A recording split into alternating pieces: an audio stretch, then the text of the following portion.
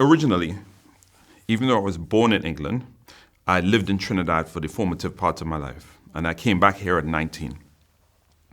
But there was a point where I'd lived here more than I'd lived in Trinidad, and I knew I wasn't going to come back. And then I felt like, oh, can I take the paradise that I learned in Trinidad and bring it in England? And can England be my paradise? And can it be portable?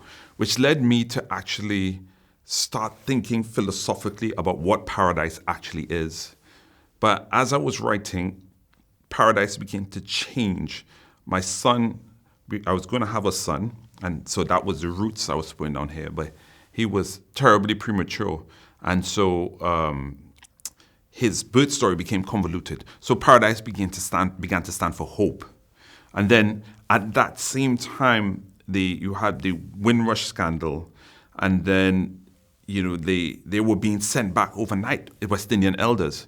And then I began to wonder if going back to where they were originally from, if that felt like paradise when they've been thrown out of a different country, or is paradise now here? And then you had the Grenfell disaster, and then all these people came to England looking for paradise and got Grenfell. So paradise began to morph into different things. So the book started to grow in increments from personal to political to social, and that's the content of the book. Philosophical excavations of what paradise is, people who didn't achieve paradise, musicians who were really good but never became famous, artists who died miserably, people who did not achieve paradise, and is paradise achievable? And that's what the book is about. Being nominated for the T.S. Eliot Prize is amazing.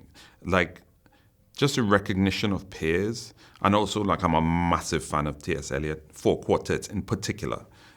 I mean, a lot of people like Wasteland, but 4 quartets is my jam.